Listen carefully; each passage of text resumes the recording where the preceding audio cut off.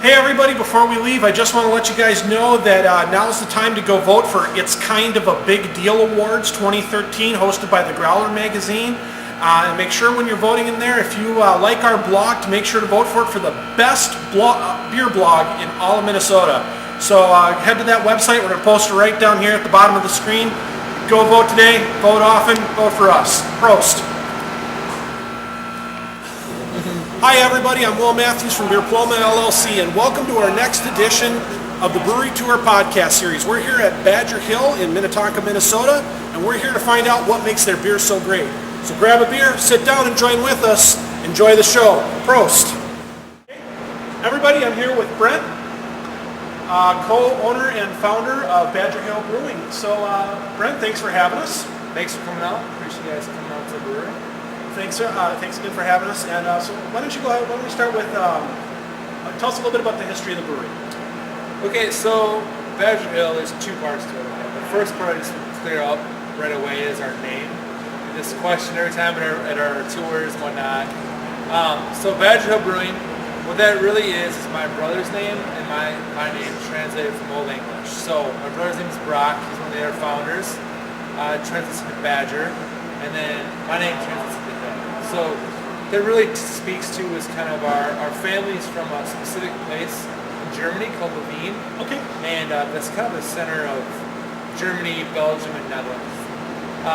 Referred to sometimes as like the beer capital of the world. There's some very large breweries based out of there.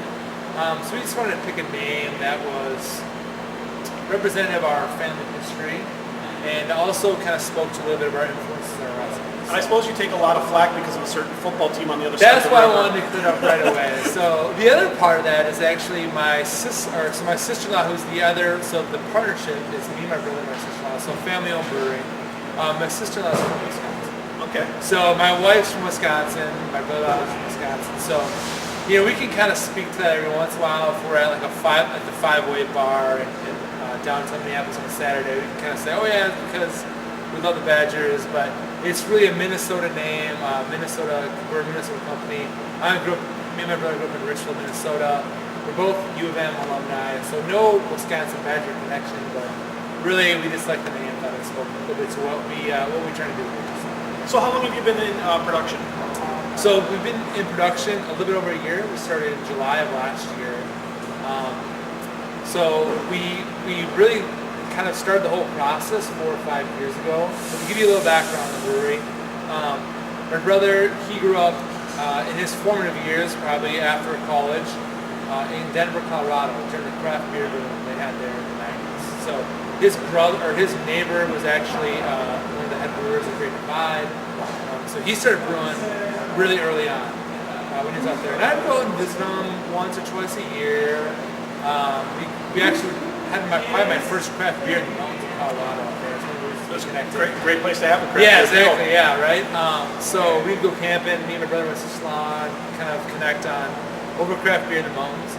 And they moved back here in the mid 2000s. And so one of the first things we did was we bought a craft brew kit. We got a couple kettles, a couple kits, and then actually the beer I'm drinking right now, Foundation Stout. This is probably, well, we bought 2 batches of beer we were going to brew first. This is one of the first 2. I can't remember if we brewed this first or another beer first.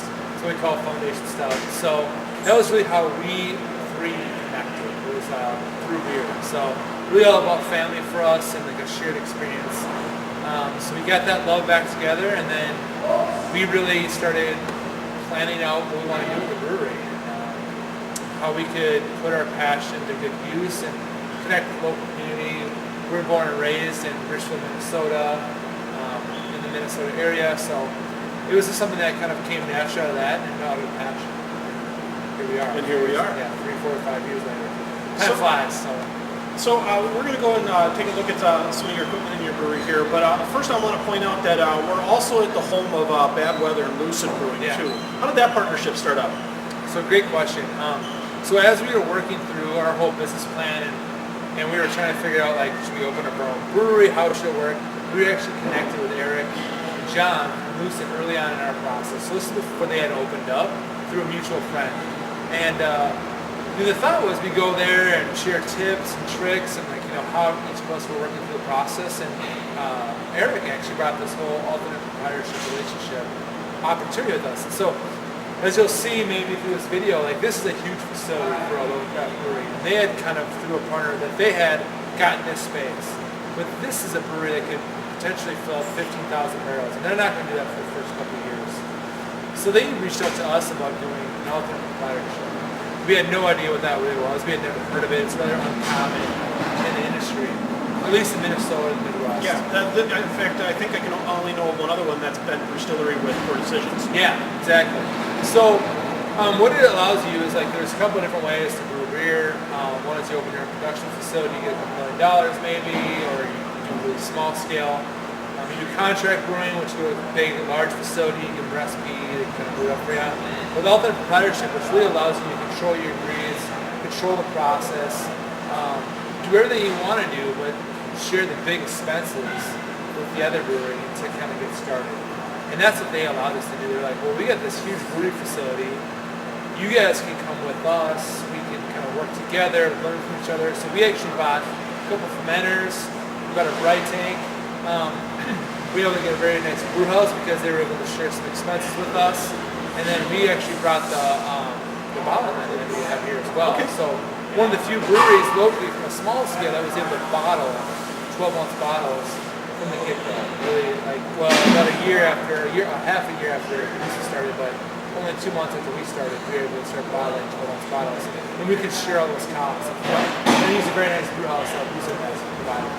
So, and now if I understood this right, you're saying that one of these, at least one of these tanks, or two of these fermenters, and one of the bright tanks is solely dedicated to your product. So it doesn't work quite like that. We brought that in to add the capacity, but just the way that works is that we kind of just have a natural schedule, so we can go in any fermenter that is available, but we're able to contribute our own capital, our own equipment to the overall Lucid facility, and it really helped us put our own skin in the game, if that makes sense.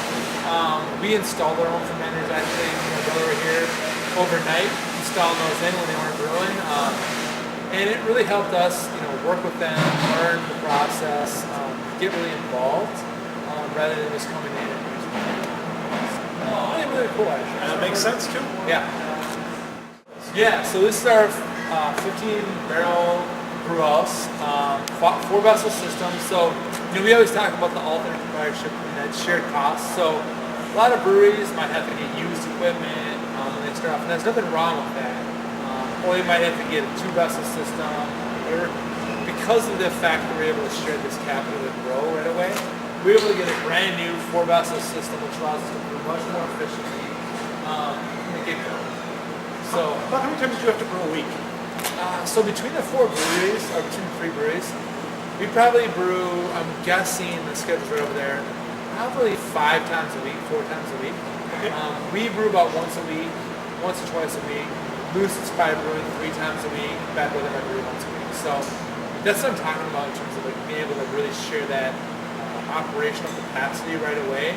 Well, I know that most breweries of this this kind of capacity, they're only brewing 3 times a week, yeah. And so that equipment's just sitting there for their other 4 days and doing nothing. Yeah, so we're doing 3 things in the brewery at any time on a day. We're brewing, we're filtering, and we're packaging. And with us 3 in here, we're able to do pretty much all 3 of those any given day, and really maximize it. Just out of curiosity, you guys help each other out at all? I mean, you ever find yourself working the Lucid line? Or yeah, actually it's funny. So Thursday, the GABF is this weekend. Mm-hmm. So a lot of Lucid guys are out there, Bad Weather guys. So we actually were packaging High Road, and Bad Weather was bottling their limited release Shockweizen. So hand bottled, some 50s wax dipped. So we actually had the same crew, Brittany, who's my sister-in-law, who's the president of Badger Hill. She was here doing a little bit of both, hand dipping bottles, batting, High Road. You'll see anytime you'll see people doing things for Badger Hill, for Lucid, for Bad Weather, wearing gear from each other. It's kind of a shared community. A very nice, unique relationship. Because we have a mix of paid people, paid employees, volunteers, apprenticeships, all going on to kind of service the brewery, which is really the 3 of us. Lucid will run the operation of the brewery itself, but we're all kind of working together to achieve that goal Make it happen. of getting our beer out the door in your guys' glasses. So, what are the capacities of each of your boilers here? So these are all 15 barrel vessels. So we do two batches to fill our 30 barrel fermenters. And we have the 60 barrel fermenters, which we got in this spring. So between all this capacity right now, we can do about 10,000 barrels. And I'm thinking we'll get there this year. So that would make us maybe one of the top 5 brewers in the state in terms of the total capacity coming out of here. And it's it's tough to say like what that end number will be, but it's pretty cool. Like, we can do that amount of volume out of this facility between 3 breweries. It really speaks to the partnership that we have. Yeah, it must make some great partnerships and opportunities that you wouldn't normally be able to get.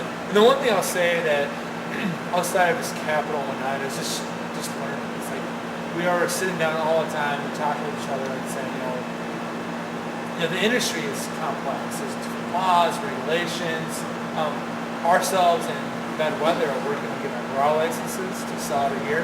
And that's something we can just share, because there's a ton of paperwork.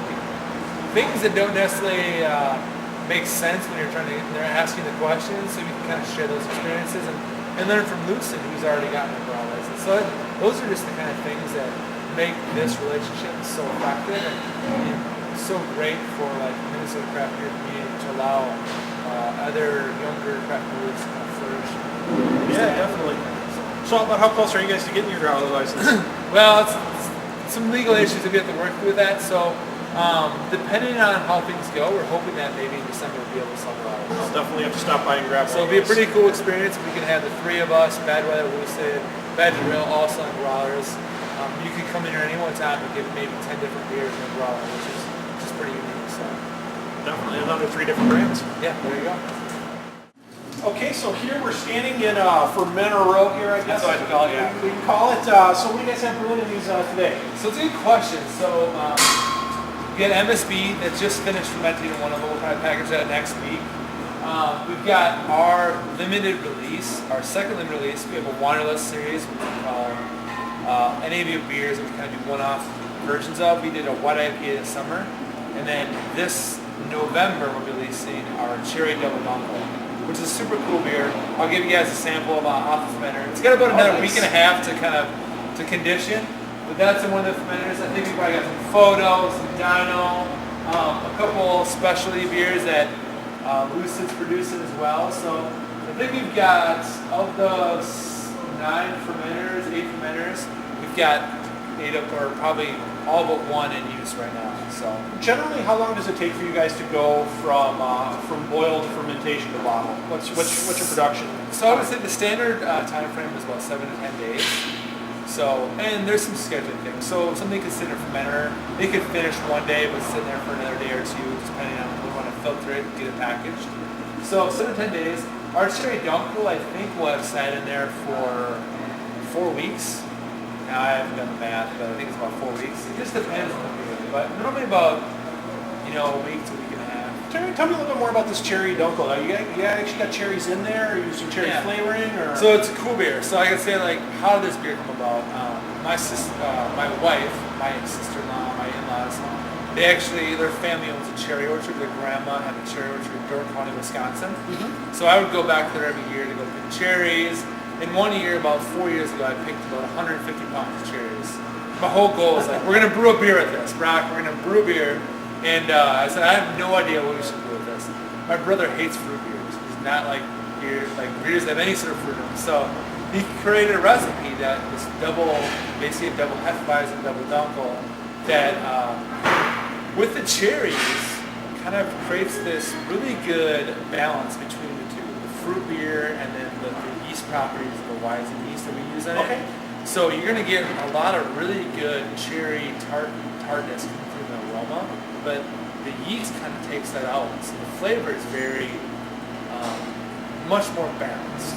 You get that Weizen properties. So it's kind of a really cool beer that has, like, you stick your nose in it and you're going to smell like a bunch of cherries. When you taste it, it's not going to be overpowering. It's going to be very mellow. You're keeping it up in the aroma, not much more in the aroma. We're using real cherry concentrate that's about 2 pounds per gallon. So we get the cherries from Dorcon, Wisconsin. Some of them are Is there any other place to get cherries around here? Yeah, I mean, go to Michigan. It's basically our place. Yeah, we had wanted to do it last year, but the cherry crop was destroyed by the weather, so we had to wait for this year. So we brewed a 20-barrel batch of that, and we'll pull some off a little bit later here. Very cool beer, very different, something unique, and we're really excited for it. Sounds good. Yeah.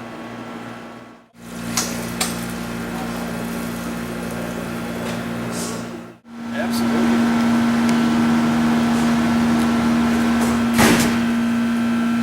Which one is this one? So this is the Cherry Double Uncle. So this still has about a, week to week and a half, 2 weeks of conditioning to do. So the property is going to change for sure. You're definitely picking up the cherry and the aroma. Yeah, so right now you're still getting a lot of the yeast in there, so the yeast is going to drop out a little bit. So that's going to, when that comes out, you're going to make the aroma pop a lot more. But you're still not going to get an overpowering tart cherry flavor. So, and then it'll actually make the brew look a little bit more pinker too as well. So it's a very unique style. Our brother did a great job with it, and we're pretty excited for it. So. That's pretty good as is. I mean, speaking from a homebrewer's perspective of tasting unfinished beers, that's pretty good. I'm kind of detecting some chocolate notes. It's got a sourness, which I'm assuming is going to go away. Yeah, I think that's just it's hard to really say like how it's going to finish out right to this because there's so much of that yeast still in suspension there. But once that drops out, it should be pretty crisp and just finish out. So when will this one become ready for public consumption? So we're bottling it in 2 weeks, and then I'm guessing with distribution a week or two after that. So I think the end of October, early November. Where's an easy place for our viewers to go to find this beer, other than Fort Firkins? I was gonna say, well, we should be at pretty much every major liquor store that would carry this. I can't say right now because it's a very limited batch. So I would expect Haskell's, I would expect MGM, I would expect your major outlets to have it. But anywhere in the metro area should get an allocation. Is it coming in a 6-pack or is it coming in a mixed? 750. So it's gonna be a 750. It's our first 750 milliliter bottle edition, wax dipped crown. It's actually a really nice little limited edition label, chalkboard style. I'm really excited about it. So. Andy, you want to write that one down? I think that's a 2 growlers piece right there. Yeah, let's see what you guys think about it. I mean, it's kind of a unique beer. Double Uncles, you don't see too many of them, and throw cherries and all. So. Definitely. So what makes it a double dunkel?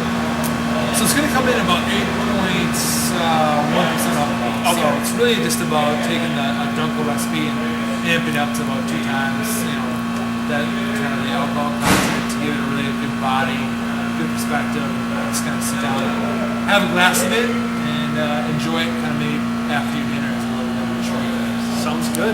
So now we're on the other end of fermenter row here, and right here is your bottling line. Yeah. So we got our bright tanks right here. These are, we're going to condition the beer. So we'll filter the beer, they'll come into here, and then they'll spend about maybe 24 hours to get down to the right temperature and the right carbonation levels. And then from here is where we're going to package it. So it's going to go into kegs or, the prize of the brewery here, the bottling line. So this is my heat bottling line. We got this in August of last year, and it took us about a month to kind of get it up and running. Pretty awesome because they give you a manual about this thick, and it's got maybe a paragraph per page. So it was about a month of us just digging into and looking at it, trying to figure out how it works. I really did a lot of stuff with that. So it's a pretty touchy machine, but it works really well. So we have right here is the labeler. As you can see, lots of labels on it. So we're going to take the bottles from here, drive them through here, get labeled on it, then we get put in a 6-pack holder or case holders here, so 24 bottles. And then we're going to grab them, move them over to the bottle line. We're going to sanitize them, and then this is a gravity-fed bottler. So it's going to fill them up with beer, cap them. From there, it's going to go into 6-packs and cases where we have people buy it. So about 3 people might be manning this line at any one time. And how many beers can you go through in an hour? Well, we can do about 30 barrels in about 7 hours. About 7 hours? 6 hours if we're really cruising and no interruptions. 8 hours if there's some interruptions. So 7 hours on average. 3 people kind of manning the whole station, and then that's the dock station over there. So Okay. it's pretty cool. I mean, it's one of those things that we were really excited about. That gave us the opportunity to get those 12-ounce bottles right away. We spent a lot of time trying to figure out, do we just do hand bottles of 50 bombers, 22-ounce bottles, or So does this handle both sizes? Or no, okay, just the unfortunately, standard 12? it just happens.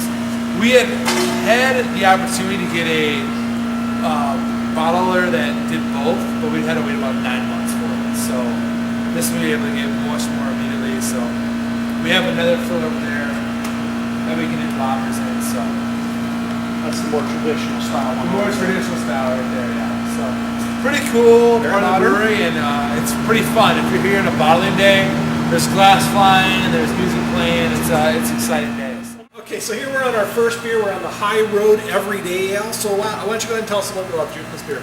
Okay, so this is a beer that we designed from the end picture in mind first. So we wanted to produce a beer that was really, really easily drinkable. Almost a session ale. We didn't think let's design a session ale in mind, but it was how can we produce an IPA without the bitterness, something that we can have a bunch of, but really get that aroma and hop flavor that we love in IPAs, but kind of on a sessionable basis. So my brother Brock, the head brewer, kind of puts together a recipe, and it blends what I would say is 3 different types of beers together, right? So you got a Pilsner malt base, so really that lager type of malt base. We use our London ESB yeast, so this is the one beer that we use that uses multiple yeasts. Every other beer has its own unique yeast. And then we added Galaxy and Wakatu hops to it. So those are the Australian New Zealand hops, and we dry hop the crap out of it. So actually as much dry hopping as a typical IPA would use, but very low bitterness hops, so very low hops added early on. So we have about a 24 IBU beer with really good hop aroma and flavor. If you kind of take it and give it a smell, you should really get like a citrus lime from those Australian New Zealand hops. A little bit of sweetness to the malt, but very drinkable, sessionable ale. It's kind of This has to be one of the most drinkable pale ales I have ever had. And I think I had this one a couple weeks back during our border battle on 2 growlers, and this one actually took the prize for Minnesota, didn't it? Oh yeah, thank you. I saw that. Thank you very much for giving us that. It was well deserved. Very much. My brother appreciates that because he spent a lot of time putting this together. So, and it's not even a pale ale for most aspects. It's kind of we enter it in our festivals or like competitions. We'll enter it as a sessionable ale because it has multiple characteristics. It's closest to an English golden. Yeah, and as far as a pale ale goes, I mean, this is one of the few pale ales that I would say is drinkable enough to be actually considered a lawnmower beer too. On top of Yeah, it. exactly. So, well done. Thank you very much. Yeah, we wanted to call it lawnmower ale or something like that. Lawnmower to snowblowers. Oh, that's a great name. But we kind of just stuck with High Road. It's actually, the name comes from where my wife and brother-in-law grew up. It's the road they grew up in Wisconsin, and they came up with the name. I'm like, High Road, like take the high road. And I thought back to Dennis Green, the Dennis Green Minnesota Viking era, when he'd say, if you're looking for me, take the high road. I know it's kind of a cool name, so stuck with us. Very good beer. All right, the next one we're gonna try is the MSB. Now this is kind of your flagship beer. This is the one that I see the most often. Yes.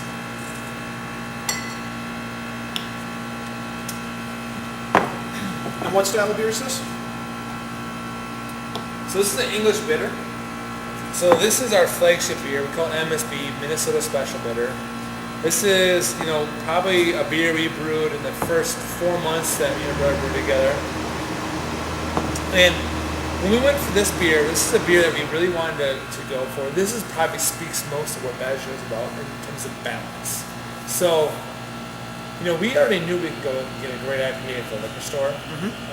Silly Furious, any of those type of beers that are great IPAs, which are very common in the craft brew industry. We wanted a beer with a little bit something different, a little bit more of a malt balance to it. So we took the malt's forward style of an ESB, but we dry hop this one. So it provides a little bit of a bitterness balance. Now, just for our audience, I know I know what dry hop means, but would you mind explaining what dry hopping means to our audience? So it's really, the best way to think about it is when you're adding hops to beer, there's kind of 3 things you can get out of it. One is bitterness, and there's flavor, and there's aroma. when you're going through the brewing cycle or the brewing process, the earlier you add hops during the brewing process, so in the boil, the more bitterness the hops will impart. The later you add the hops, it is going to be more about flavor and aroma. So you have the boil, you add hops. After the boil, you're going to bring it to the fermenter. The fermenter, if you add hops in there, it's very much mostly about flavor and aroma. That's what we call dry hopping. Okay. Yep. Now, I don't know why it's called dry hopping. Maybe it's because you're adding hops in dry. I don't know. Anyways, I didn't learn too much about that, but that's what dry hopping is really about, adding hops in the fermentation phase. So, Okay. with this, you're going to get a very drinkable malt-forward ale, but with good bitterness balance, good hoppiness balance to it. And not too many local ESBs are made. Some breweries have done some one-off versions, but this is their flagship, very drinkable, pairs well with lots of food, barbecue, very definitely versatile. can see that. Almost a slight smoky taste to it. Almost. Just on the border of it. Yeah, and the Marisada, we use Marisada malts in it. It's going to give a little bit of that biscuity, toasty flavor to it as well. So, very good beer, very balanced. We actually won a bronze medal in the U.S. Beer Open Championships this summer. I think there's like 2,500 beers entered in total, and we're kind of excited about that. Way to represent Minnesota. We try. We're one of 2 Minnesota breweries to win a medal in that, so very exciting stuff. You know, I've been to a lot of breweries, but I'll tell you, your line has to be the most drinkable. Like, I mean, these are ones that I could sit down and watch a football game. Yeah, I mean, if, was that your guys' part of your guys' intent, or? Yeah, I would say that me and my brother are very not like on the extreme side of beer styles. So when we brew our beers, we talk about balance and approachable. So all of our beers are going to have that around with it. So you're going to find us brewing in styles that are going to be very approachable from a malt perspective, from a hop perspective. Our stout, most people, you see a lot of people that are afraid of stouts, but our stout is something that we brew that a lot of people that don't like stouts will try and that's a great beer, I like it. And that's what we want. We want to get the people that are a little bit afraid of craft beer or things too exactly. hoppy. I was just going to say that if I had a friend that was like hooked on the national brands, I would easily just say, you need to go check out Badger Hill because their beers are where it's at. If you're going to think about Badger Hill, I would say the couple things that approachable and balance. Those are two things that we try to look for in all our beer styles. It's a good philosophy to have. Cool. Let's go with stout. But just because you need one dark beer, or? No, actually not. So this is carved up from our jockey box stuff. So the foundation stouts. We call it foundation. This is the foundation of our brewery. So this is the beer that really got me and my brother wanting to brew beer. So we're both big, huge stout guys. We love stouts. My favorite stouts. I could drink them year round. July 1st or December 1st, no problem for me. It's not a seasonal beer to you. Not a seasonal beer for me, not at all. So, there's lots of variations of stouts. You can have the English dry stouts or Irish dry stouts like Guinness. You can have really American sweet stouts like bourbon barrel aged. A lot of different ranges. We wanted to brew a beer that was right in the middle, something that anybody can drink, very approachable, more of a year-round stout. That's where we came up with this. So we actually use Cascade hops on here. Mm-hmm. We added 4 times. It's got a nice little hoppy bitterness from the Cascades. Some people will tell us they might consider it like a black IPA or black ale. And when we drink it, we kind of like that hop forwardness of it. Makes it a little more approachable. It's not so sweet. It's not so heavy. Yeah, I was just going to say that's not a very heavy stout. It's very mid-range in the mouthfeel and good hop presence and definitely that toasted maltiness to it. Yeah, you're going to get that chocolate, you can get that roast, but it's not going to be overpowering. It's going to be very quaffable. Have you guys ever thought about doing one-off flavored editions of this one? Yes, so we actually have at the Autumn Brew Review that was last weekend, we did a coffee stout version of this. So we had cold pressed coffee. Very excellent. We do some firkins every once in a while where we mess around with this. We've been with the Grey House in Uptown. We've done a ghost pepper version of it, which is amazing. How is that? Was it real spicy? No. And all it out. So the peppers, what they're going to do if you add it in at the late end of the phase. It's going to almost provide like a tingly carbonation feel to the beer, and not overpoweringly spicy at all. So very cool. And then we actually have a Merlot barrel-aged version of this beer with cherries and bourbon chips, kind of just sitting, waiting to be tapped. We'll do it at some point. We're just kind of like gonna try it every so often and see when we want to release it. So we've done a couple cool versions of it. Very drinkable beer, very versatile beer.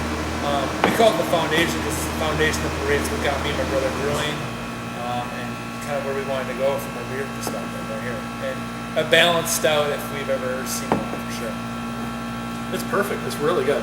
I mean, this isn't one of those great beers I would love to introduce a lot of people to and just say, hey, Yeah. put that Coors down, grab one of these. Yeah, for sure. Cool.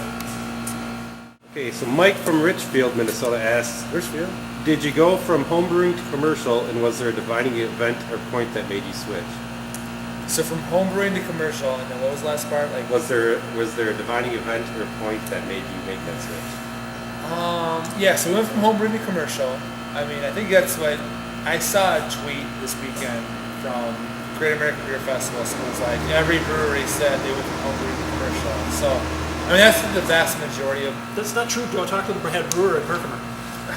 I mean, not everybody. I mean, there's lots of people that haven't homebrewed before that just went through the tradition. I mean, the more classical brew school, whatnot. But a lot of the new craft breweries are started by homebrewers. So the defining moment was probably just my sister-in-law coming in. This is like the day after we got her to like beer. She was more of a wine drinker before that. This is way long ago. She's like, I don't want you guys to brew in my garage anymore. I'm sick of it. Let's just go brew this. I can sell it. You guys can do it. So it was a really cool process. That was kind of a defining moment. So she just wanted you out of the garage. Well, I mean, I think she liked the beer, and she was like, "Okay, I wanna sell this stuff for you." So it was very good. But that was probably our defining moment. Okay. Jesse from Laconia asks, the owners really seem to pay attention to apps like Untapped. How does staying close to those type of things help them stay close to their customers? I think the question kind of answers itself. I mean, Facebook, Twitter, Untapped, those are how we really stay close to the customers outside of festivals and events and whatnot. It's interesting, like, Untapped is a great resource because you can kind of see, like, okay, how people respond to a beer, how do they like it, and it's got kind of a double-edged sword because a lot of people the thing about beer is not everybody is going to like your beer. That's the one thing you'll learn is that you're gonna have a lot of people liked it, but the vocal minority is always the one you're gonna hear from most. People are like, oh, this is not great. I mean, I remember one time we've actually had someone that accused us of lying about the hops we used in our beer on Untapped. I'm like, you can come to the brewery, I can show you the bag of hops that we use. I mean, we got lucky, we got the hops, but I mean, so you kind of have to balance it and say, like, who's out there that's enjoying the beer? You wanna reach out to them and say, hey, thanks. You wanna, thank them for enjoying your beer. If people aren't liking your beer, you wanna say, hey, hey, I'll come try one of our other beers. You wanna come out to the brewery? I'd love to reach out to you. Maybe you don't like the stout, but maybe the high road's the beer for you. How can I connect you to that beer? So it's just using those tools as ways to reach out to the community, to connect with them, and that's one of the main reasons you like the beer. One of the things that, it's about experiences, about sharing those experiences with people, and that's what we like to use those tools for.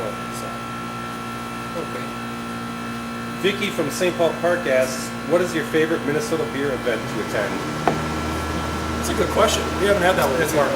I mean, it's a good question, but it's relatively easy for me personally. It's the Winter Beer Dabbler. Probably the most unique event. You're outside, you're with the elements. It's one of those I think it might be the first beer event I ever went to personally. And I just have fond memories of being in Mears Park with snow, trying like craft beer for the first time, from Denver, not Denver, but like from those faraway states. And that's the one. I mean, last year was negative 10 degrees. We were serving a hot chocolate stout, freezing our butts off. It was awesome. I mean, that's what Minnesota's It's all all about about. Minnesota, yeah. Being out in the elements and drinking craft beer. So the Winter Beer Dabbler is probably my favorite event personally. Lots of other great beer events, both from the Craft Beer Brewers Guild, which like winter, ABR is a great one. Summer Beer Dabbler, St. Paul Beer Fest, but by far the Winter Beer Dabbler is my favorite event. What's the next event that's coming up that we'll see your beers at? That's a good question. It's like we kind of just ended the cycle of the summer festival, which is like almost every weekend you have something. ABR was last weekend. Winter Beer Dabbler is probably the next thing we'll be preparing for, but between now and then there are probably a couple small ones that we'll be at for sure from there. So. Brent, thank you very much for taking the time to show us your brewery. It's been a pleasure. I really enjoyed all of your beers, and thanks for having us. It was a great learning experience, and thanks for having us. Cool. Cheers. Cheers. Well, guys, that's all from Badger Hill in Minnetonka. Prost.